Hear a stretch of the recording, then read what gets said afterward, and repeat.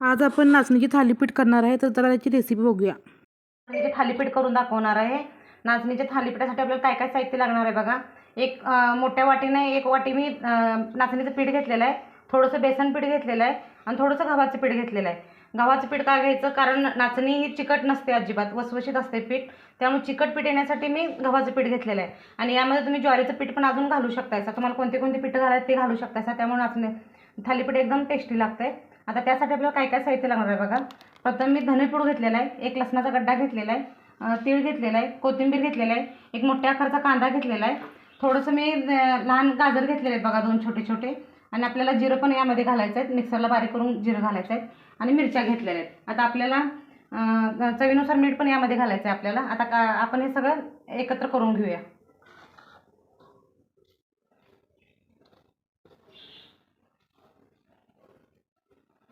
गाजर किसून घेतलेला आहे बघा. तुम्हाला अजून कोणत्या भाज्या ह्यात ॲड करायच्या असल्या तर करू शकताय तुम्ही. बघा, लसूण, थोडीशी कोथिंबीर आणि थोडंसं जिरं आणि एक आल्याचा छोटासा तुकडा टाकलेला आहे. आणि आता यामध्ये मी बारीक करण्यासाठी बघा 10 ते 12 हिरव्या मिरच्या घेतलेल्या आहेत. मी सगळं मिक्सरला बारीक करून घ्यायचं आपल्याला. स्वच्छ धुवून घेतल्यात बघा मिरच्या.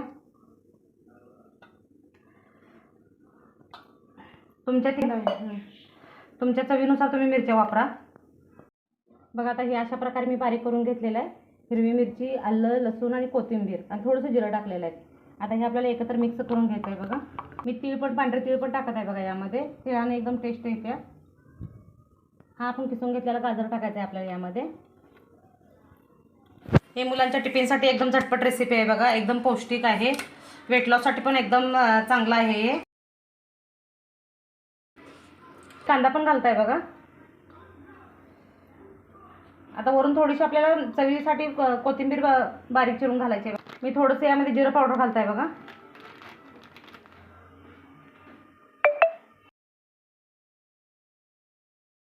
आपल्याला मीठ घालायचं आहे बघा, चवीनुसार मीठ वापरा.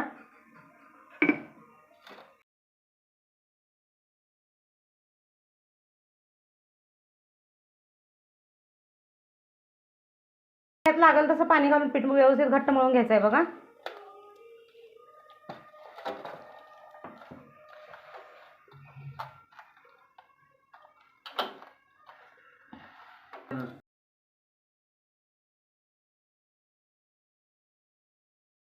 बघा, अशा प्रकारे मी पीठ व्यवस्थित मळून घेतलेलं आहे. थोडंसं सैलसरच पीठ मळायचं आहे, एकदम घट्ट पीठ मळायचं नाही, कारण हे आपल्याला थापून घ्यायचं आहे.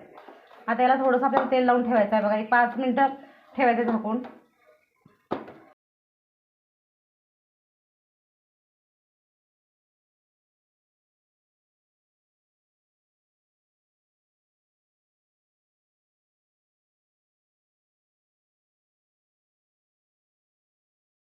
आपल्याला बघा कापड असं ओलं करून घ्यायचं आहे थालीपीठसाठी.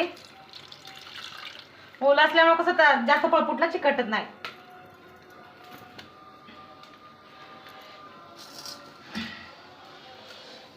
आता बघा, आपल्याला हे 5 मिनिटं पीठ आपलं भिजून तयार झालेलं आहे. आता आपल्याला एक छोट्या आकाराचा गोळा तयार करून घ्यायचा आहे बघा थालीपीठसाठी.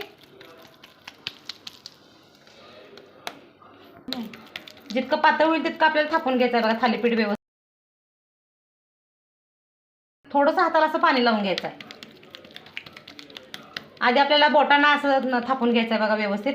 नंतर आपल्या असे तळहाताला आपल्याला व्यवस्थित थापून घ्यायचं आहे, कारण बोटं उठत नाहीत.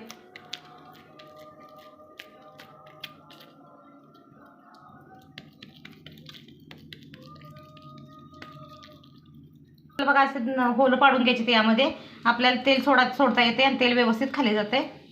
कसं भाजलंय ते पापड तयार झालेलं आहे. मी अशा प्रकारे याला 3 होल तयार करून घेतलेत बघा. आता आपल्याला तव्यामध्ये टाकायचं आहे.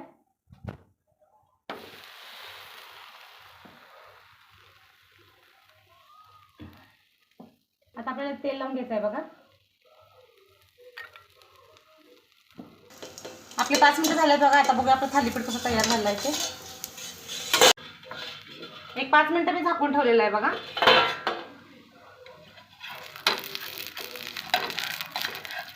बघा, अशा प्रकारे व्यवस्थित खालून बाजू भाजलेली आहे आपली.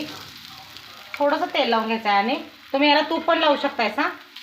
आता बघा, आपले असे 5 मिनिटं झालेले भाजून. आता बघूया कसं झालं थालीपीठ तयार आपलं. बघा, अशा प्रकारे खालची पण बाजू आपली व्यवस्थित भाजलेली आहे. अशा प्रकारे बघा आपलं थालीपीठ भाजून तयार झालेलं आहे.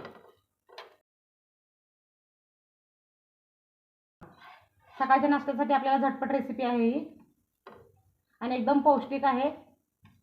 आता आपल्याला दह्यासंगत खाऊ शकता, तुम्ही सॉस संगत खाऊ शकता असा.